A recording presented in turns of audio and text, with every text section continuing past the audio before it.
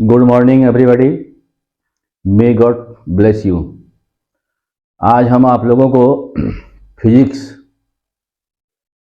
में कुछ ऐसा टॉपिक बताएंगे जो बीपीएससी शिक्षक भर्ती वाला और बीएसएससी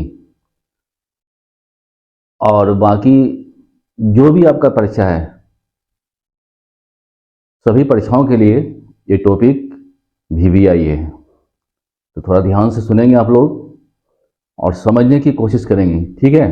आज का टॉपिक है centripetal force and centrifugal force, यानी अभिकेंद्रीय बल और अपकेंद्रीय बल।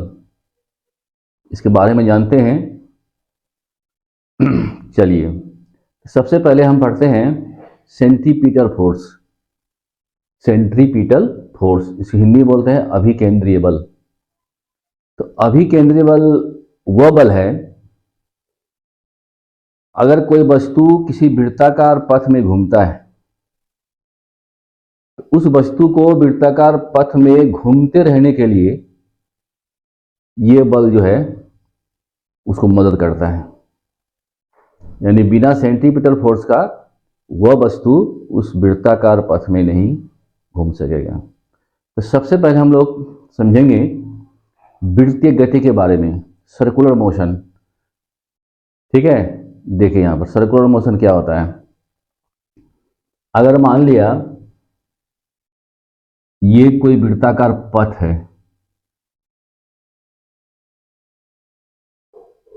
ये सेंटर हो गया। इस पथ में अगर कोई बॉडी या कोई वस्तु लगातार घूमता है तो उस वस्तु के गति को कहते हैं हम लोग वृत्तीय गति। क्या कहते हैं हम लोग? वृत्तीय गति।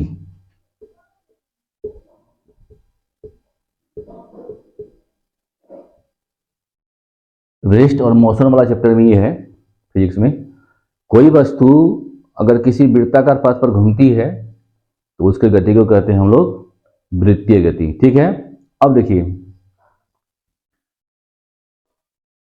मान लिया किसी समय वस्तु यहां है, ये पॉइंट पर, ठीक है। तो जैसे ये वस्तु घूम के यहां आया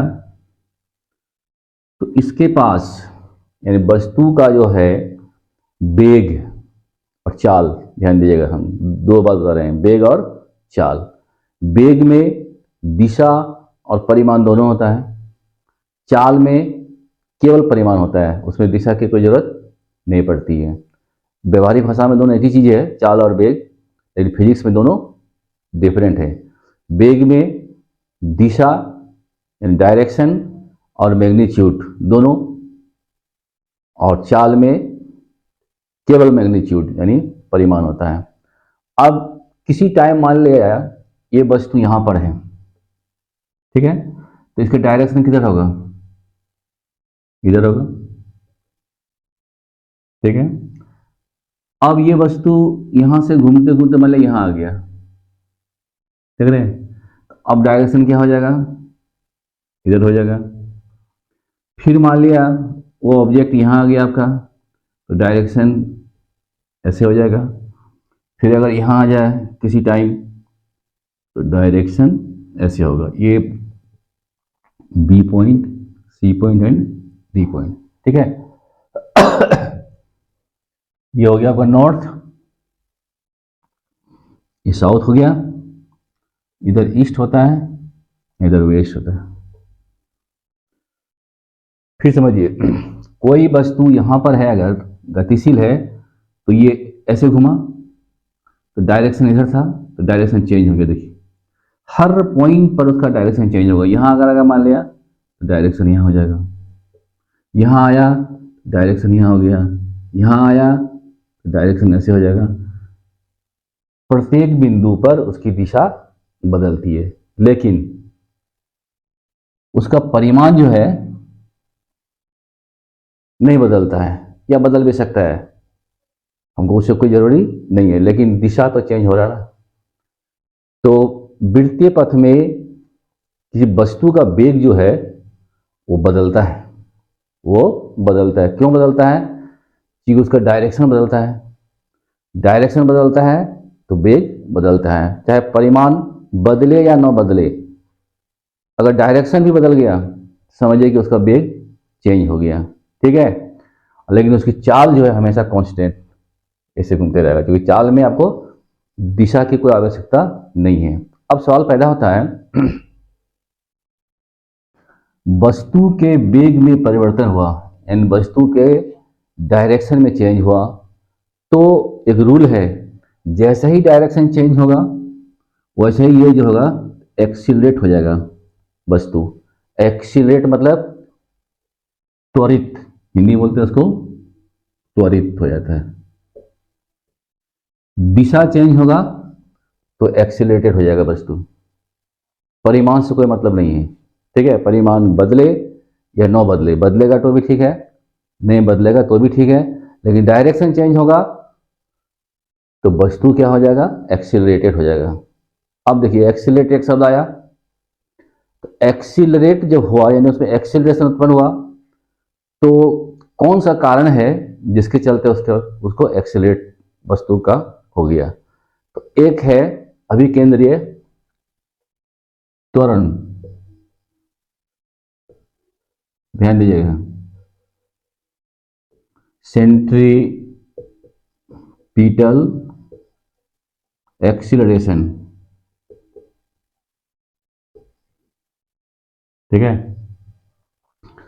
तो इस वस्तु में, यहां जो वस्तु था मान लिया, इसमें एक्सीलरेट हुआ। क्यों एक्सीलरेट हुआ, क्योंकि डायरेक्शन चेंज हुआ, ठीक है।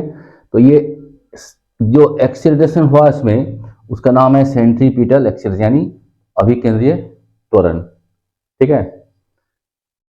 न्यूटन के गति वाला नियम में देखिएगा, अगर किसी वस्तु पर फोर्स लगता है तब उस वस्तु में एक्सीलरेशन उत्पन्न होता है।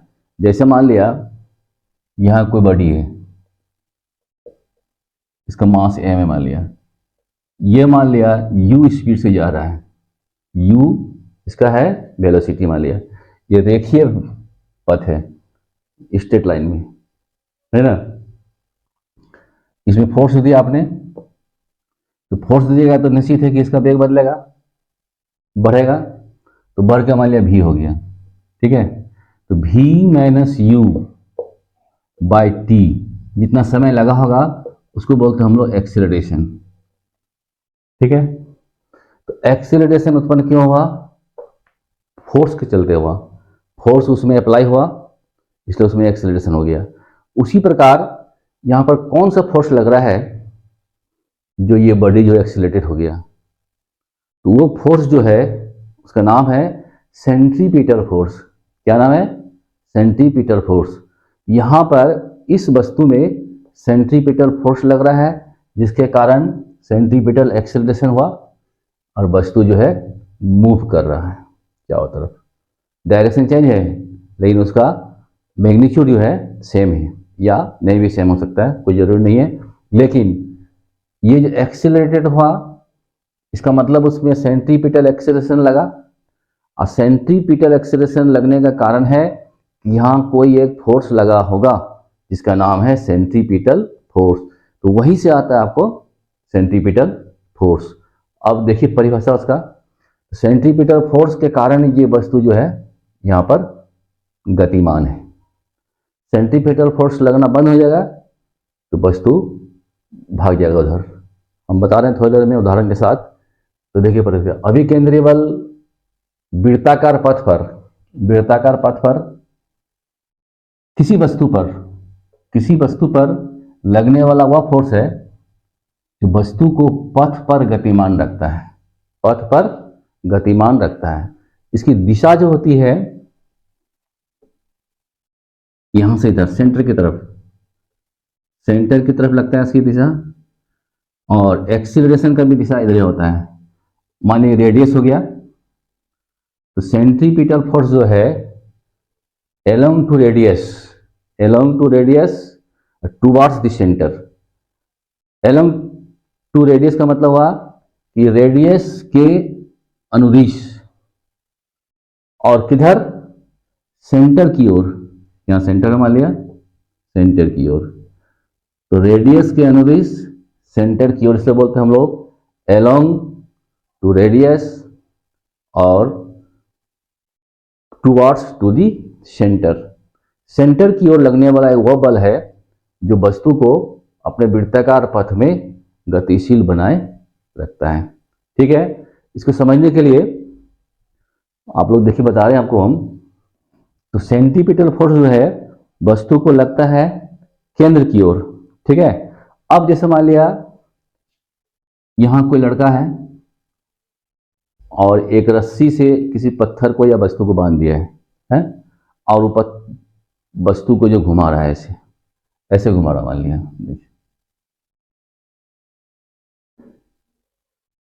ऐसे घुमा रहा है गोल गोल, ये हो गया इसका धागा और वस्तु घूम रहा है। ठीक है, ये हो गया ना वस्तु, मान लिया। अब देखिए इसको ऐसे ऐसे घुमा रहा है, यहां देखिए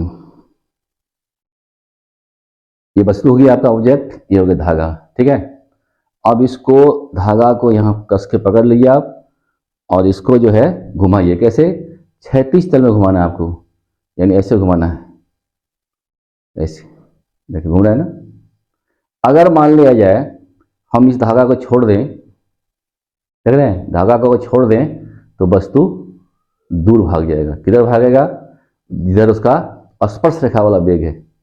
देखिए, देख रहे हैं, वस्तु घूम रहा है, जुम जुम जुम जुम जुम घूम रहा है, देखिए, है ना। अब यहां समझिए, इसको ध्यान दीजिएगा। अब अगर मान लिया जाए ये धागा हो गया, ये वस्तु हो गया, ये इसका स्पर्श रेखा है, तो वस्तु हमेशा स्पर्श रेखा की ओर भागना चाहता है। अगर मान लिया जाए इस धागा को हम छोड़ दें तो वस्तु किधर फेंकाएगा? इधर फेंका जाएगा।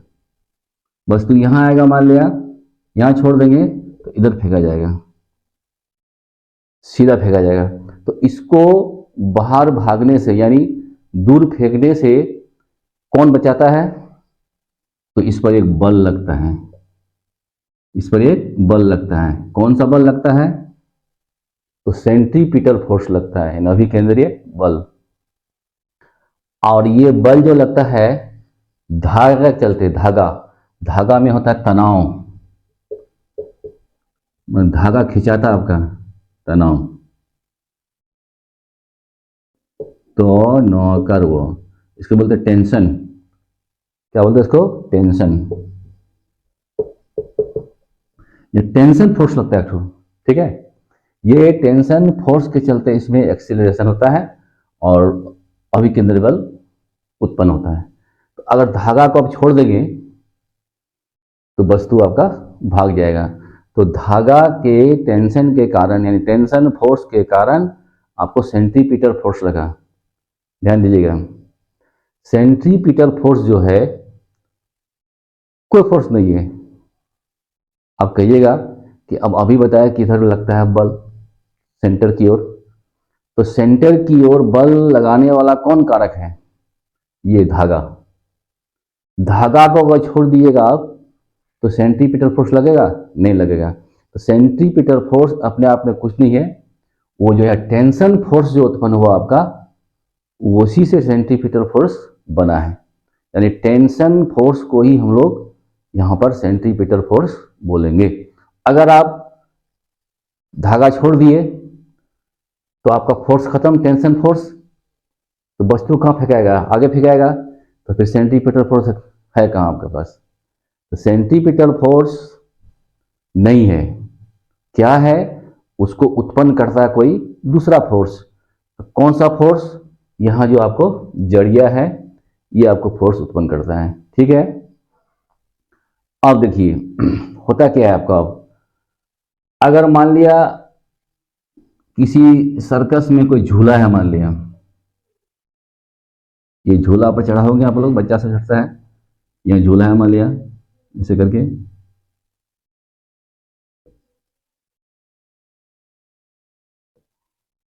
ये रड है, ये भी यहां पर घूमता है। यहां पर रड के चलते, यानी लोहा के रड के चलते सेंट्रीपिटल फोर्स लग रहा है। लोहा का रड अगर हटा देंगे तो झूला भाग जाएगा उधर। ठीक है। तो सेंट्रीपिटल फोर्स का मतलब क्या हुआ? तो किसी वस्तु को उसके सर्कुलर पाथ में गतिमान रखता है, ठीक है, और वो हमेशा कहाँ लगता है? सेंटर की तरफ। तो अब अभिकेंद्र एक शब्द देखिए आपको, अभिकेंद्रीय। अभिकेंद्र मतलब सेंटर को खोजना। तो अभिकेंद्र बल का मतलब हुआ सेंटर को खोजने वाला। सीकिंग फॉर सेंटर बोलते हैं इसको हम लोग, यानी सेंटर को खोजता है, सेंटर की तरफ लगता है। कौन बल लगता है? तो अभिकेंद्रीय बल, ठीक है। अब देखिए, अभिकेंद्रीय बल तो हो गया, उसके बाद आइए सेंट्रीफ्यूगल फोर्स, अपकेंद्रीय बल। उसको समझाता आपको हम, उसका नाम है अपकेंद्रीय बल।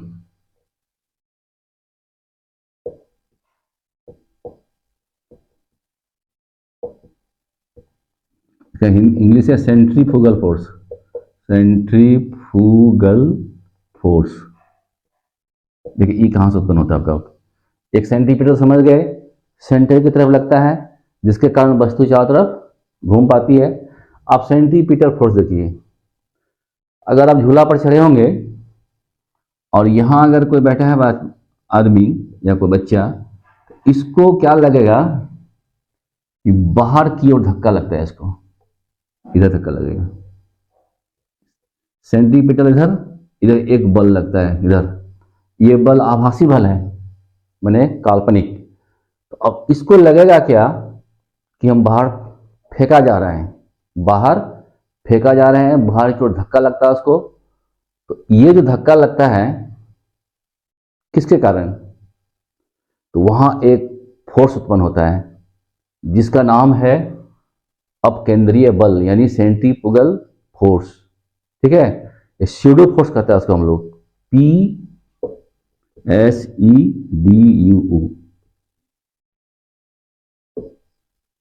सीडीओ फोर्स, माने काल्पनिक बल, होता नहीं बल। तो अब देखिए, ये जो है आपका, ध्यान दीजिएगा, इस को यहां अगर कोई बैठा है इस डिब्बा में, तो इसको लगता क्या है कि हमको इधर धकेल रहा है, इधर धकेल रहा है। तो कौन सा बल धकेल रहा है इसको? सेंट्रीफ्यूगल फोर्स धकेल रहा है, ठीक है। अब सेंट्रीपिटल और सेंट्रीफ्यूगल को देखिए, क्या इसका है? ये देखने पर डिपेंड करता है, ये होता कुछ नहीं है। अगर मान लिया जाए, देखिए ये हो गया आपका, देख रहे हैं, ये वस्तु हो गया, मान लीजिए झोला हो गया और ये डिब्बा हो गया। अगर आप यहां पर बैठे हैं, कहां पर? यहां पर, जैसे मान लिया जाए आप अगर यहां पर बैठे हैं, तो होगा क्या? इस आदमी को, ये घूम रहा है, इस आदमी को इधर ऐसे ऐसे धक्का लगेगा, इधर धक्का लगेगा, देख रहे हैं इधर खिंचा रहा है। कब? जब आदमी यहां पर बैठा हुआ है, यहां पर बैठा हुआ है, इसको लगेगा क्या? इधर धक्का लग रहा है। फिर यही आदमी अगर यहां है, जैसे हम लोग बाहर से देख रहे हैं मान लिया अगर, तो इसको क्या लगेगा? इसमें अभिकेंद्र बल लग रहा है, तो ये घूम रहा है चारों तरफ, भी ये चारों तरफ घूम रहा है, ऐसे कर घूम रहा है। तो देखिए इसको कौन खींच रहा है? ये धागा खींच रहा है। तो इसको बोलते हैं frame of reference. Frame of reference का मतलब होता है, अगर आदमी यहां बैठा है खुद यहां अंदर में, तो इसको एक बाहर की तरफ धक्का लगते हुए बल लगेगा। और चूंकि घूम रहा है, ये कौन घुमा रहा है? ये टेंशन फोर्स घुमा रहा है इसको। ये जब तक टेंशन नहीं होगा तब तक ये अभिकेंद्र बल लगेगा नहीं, क्योंकि हाथ हमारा जो है इस पर फोर्स मारता है। देखिए हाथ हमारा ये इस पर फोर्स मार रहा है, ये इधर खींच रहा है अभिकेंद्र बल, इधर खींच रहा है अपकेंद्रीय बल। अब यही आदमी अगर यहाँ नहीं, बाहर हो जा मान लिया, और ऐसे घूम रहा है, क्षैतिज तल में घूमना चाहिए, ऊपर से देखना चाहिए अगर, तब लगेगा क्या? इसको अभिकेंद्र बल लगेगा, ये इसके अंदर की ओर भाग रहा है। लेकिन जब यहाँ बैठेगा वही आदमी, उसी आदमी को लगेगा कि हम बाहर की ओर फेंका जा रहे हैं। तो अभिकेंद्रीय बल और अपकेंद्रीय बल वो केवल क्या हुआ है, देखने के नजरिया पर होता है। आप किस अंदाज में देख रहे हैं वो आपको बुझाएगा। अगर आप खुद यहाँ बैठे हुए हैं तो आपको लगेगा अपकेंद्रीय बल है, अगर इससे बाहर देख रहे हैं तो लगेगा अपकेंद्रीय बल है। तो अभिकेंद्रीय बल और अपकेंद्रीय बल दोनों एक दूसरे के विपरीत और सेम होता है, ठीक है। तो आपके देखने का नजरिया क्या है उस पर डिपेंड है कि अभिकेंद्रीय बल कौन है और अपकेंद्रीय बल बोलता है। इसलिए बोलता है सोच बदलो सितारे बदल जाएंगे। सोच बदलो सितारे बदल जाएंगे बच्चों, नजर बदलो नजारे बदल जाएंगे, ठीक है। कश्ती बदलने की जरूरत नहीं है, दिशा बदल दो आपके किनारे बदल जाएंगे। आप अपनी सोच को बदलिए, देखिए आपको सब कुछ चेंज हो जाएगा। सोच बदलो सितारे बदल जाएंगे, नजर बदलो नज़ारे बदल जाएंगे। कश्ती, कश्त में नाव, कश्ती बदलने की जरूरत नहीं है, केवल दिशा बदल दो तो किनारे बदल जाएंगे। उसी प्रकार यहां पर देखिए, अगर आप यहां बैठे हैं तो आपको अपकेंद्रीय बल लगेगा, आप बाहर से देख रहे हैं लगेगा कि अभिकेंद्रीय बल लग रहा है। दोनों दोनों यहीं पर है, एक ही जगह पर है। अब यहां देखते हैं हम लोग, ये यहां कोई वस्तु है, इधर लग रहा है आपको centrifugal force, centrifugal FUGAL force, इधर लगता है सेंट्रीपिटल फोर्स, ठीक है। तो सेंट्रीपिटल और सेंट्रीफ्यूगल दोनों का फॉर्मूला है mv²/r। ये प्लस होता है इधर, इधर होता है माइनस। m का मतलब मास, v का मतलब वेलोसिटी, या चाल भी कर सकते हैं यहाँ पर आप, r मतलब रेडियस, ये रेडियस। तो सेंट्रीपिटल फोर्स जो है किस पर डिपेंड है, मास पर, चाल पर और वृत्त के पथ का जो रेडियस है उस पर डिपेंड है। इसका मान आप पुट करके यहाँ पर आप अभिकेंद्रीय बल का मान निकाल सकते हैं किसी हिसाब में, ठीक है। तो अभिकेंद्रीय बल का क्या परिभाषा हुआ, अभिकेंद्रीय बल वह बल है जो किसी वस्तु को उसके वृत्ताकार पथ में गतिमान रखने के लिए हेल्प करता है। और अपकेंद्रीय बल की क्या परिभाषा है, देखिए, अगर कोई वस्तु वृत्ताकार पथ पर घूम रहा है तो उस वस्तु को अंदर से बाहर की ओर, अंदर से बाहर की ओर धक्का लगने का अनुभव होता है, आभासी अनुभव। उसी धक्का लगने वाले बल को अपकेंद्रीय बल कहते हैं, ठीक है। तो अपकेंद्रीय बल की क्या परिभाषा हुई, ध्यान दीजिएगा, अगर कोई वस्तु किसी वृत्ताकार पथ पर घूम रही है तो उस वस्तु को अंदर से बाहर की ओर, अंदर से, ये अंदर हो गया, इधर बाहर की ओर धक्का लगने का एक आभासी अनुभव होता है। इसी धक्का लगने वाले बल को सेंट्रीफ्यूगल फोर्स कहते हैं। इसको बोलते हैं सूडो फोर्स। सूडो फोर्स यानी छद्म है नहीं, काल्पनिक फोर्स है ये, ठीक है। फिर सुन लीजिए, अगर कोई वस्तु किसी वृत्ताकार पथ में घूम रही है तो उस वस्तु को अंदर से बाहर की ओर एक आभासी बल लगता है, जिसके कारण उसको लगता है कि हम बाहर की ओर धकेले जा रहे हैं।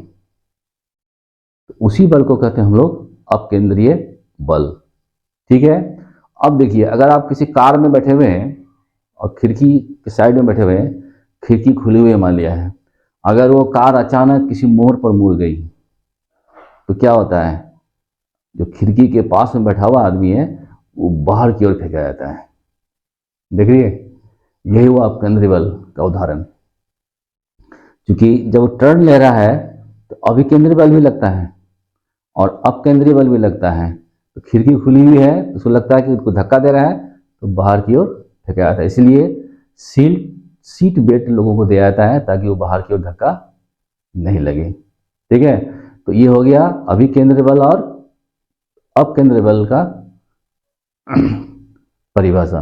ठीक, अब आगे चलते हैं हम लोग। देखिए अब, चलिए अब देखिए आपको क्या समझाए हम। अभिकेंद्रीय बल, अपकेंद्रीय बल।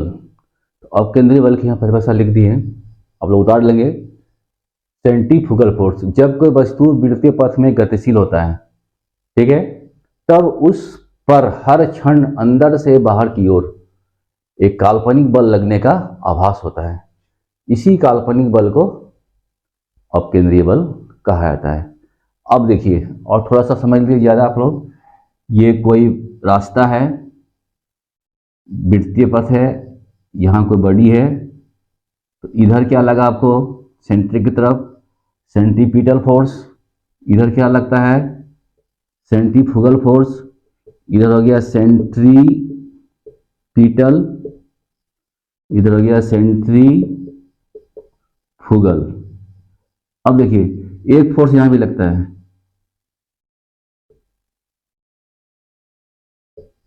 इसका नाम है टेंजेंशियल फोर्स, TANGENTIAL,